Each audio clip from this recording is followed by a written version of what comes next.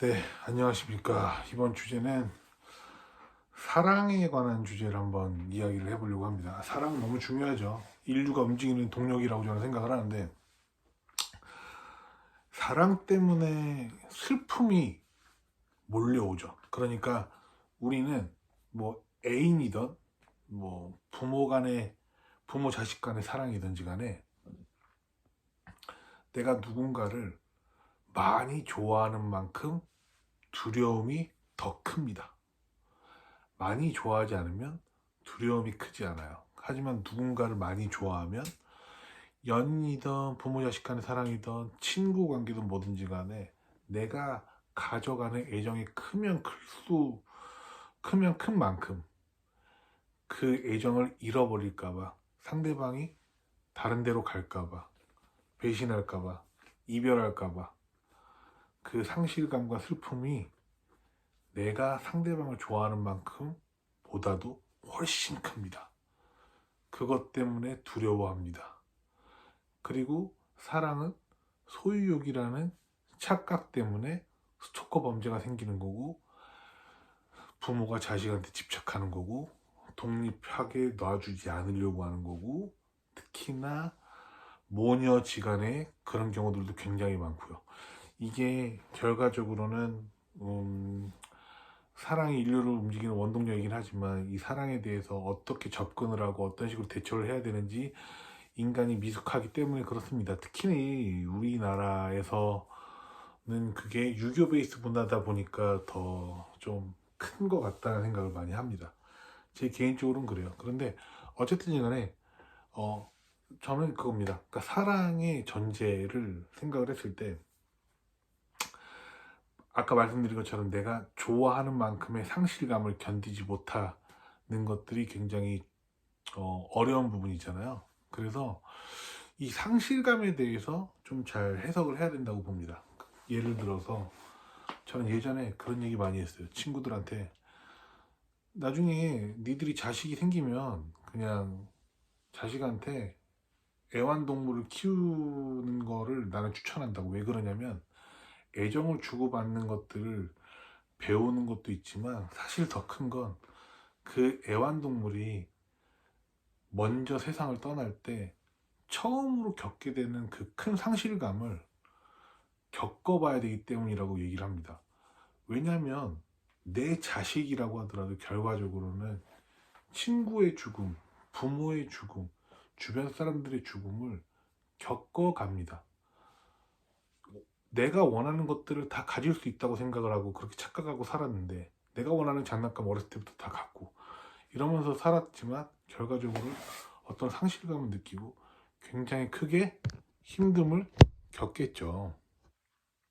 그래서 이거를 겪어봐야 된다고 저는 생각을 합니다. 그러면서 성숙해지는 거죠. 성숙해지는 건 고통이 따릅니다. 고통 없이 성숙해질 수가 없어요. 감정이 들어가지 않고 어떻게 성장합니까? 감정이 들어가져야 성장을 하는 겁니다. 그렇게 해야 슬픔도 오고 실망도 하고요.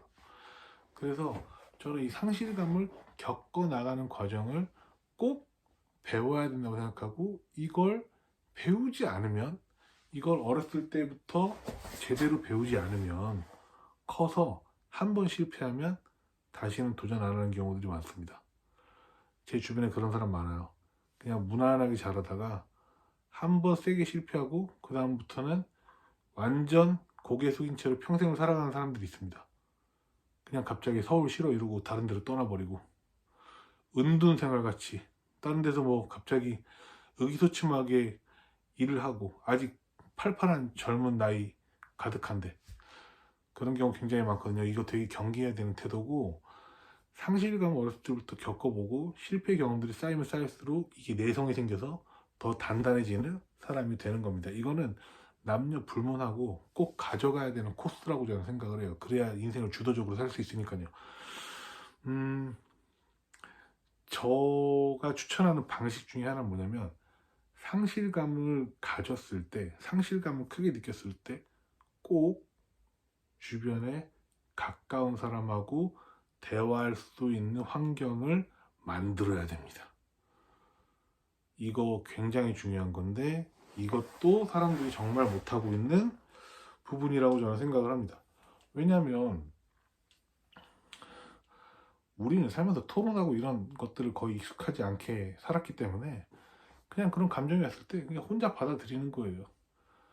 그러면 이 감정을 올바르게 해석할 수 있는 구간이 존재하지 않죠. 이게 부모면 당연히 좋겠지만 자식과 부모의 관계가 그렇게 순탄할 리가 없지 않습니까? 그러면 정말 나랑 가까운 친구든 누구든지 간에 이것들을 같이 공유를 하고 넘어가야 되는데, 그러면서 서로 좀 더 철학적인 이야기도 하고 내 멘탈이 강해지고 이런 식으로 단련이 되는 건데, 이 과정이 꼭 필수입니다. 특히나 뭐 여성들은 모르겠지만 남성들 같은 경우에는 이런 경우들 있죠.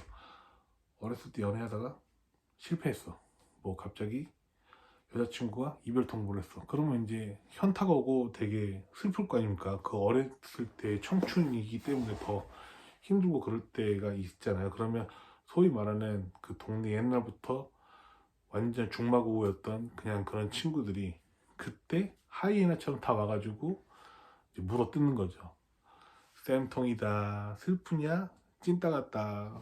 진짜 왜 이렇게 멍청해 보이냐. 그러니까 왜 차여가지고 왜 이러면서 막 엄청 놀리잖아요. 막 너랑 헤어졌던 지금 그 여자애는 지금 딴 남자 만나가지고 되게 행복하게 잘 살 거야. 걱정하지 마. 너만 지금 쭈구리로 돌아가고 있는 거야. 이러면서 이제 친구들끼리 엄청 놀리잖아요. 그게 뭐 일을 하다 실패하든 뭐 애인하고 헤어지든 뭐 차이든 그런 상실감과 슬픔과 어떤 고통을 주변 사람들이 희화화 시키는 거잖아요.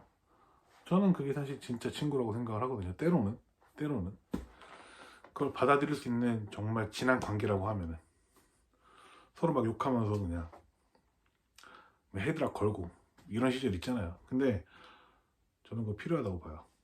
그렇게 자신이 겪었던 슬픔과 고통과 이런 것들을 희화화하는 능력은 굉장히 중요하고요. 이게 상실감을 견딜 수 있는 좋은 수단이 될 수도 있습니다.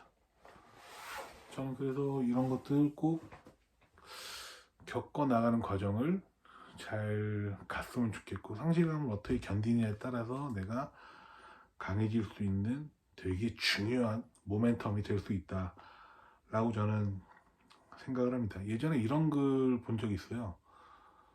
너를 위해서 울어주지 않을 사람 때문에 울지 마라 라는 말 들었거든요. 이 말도 참 어떻게 보면 핵심인 것 같아요. 결론, 극복하자. 상실감, 시간이 걸릴 거다. 슬퍼하는 기간이 충분히 있을 거다. 그럴 때 이런 이야기를 공유를 하고 그 공유했던 상대방한테 위로를 받던, 놀림거리로 받던 그런 과정을 통해서 또 단단해지고 더 나은 사람이 될 거라고 믿습니다.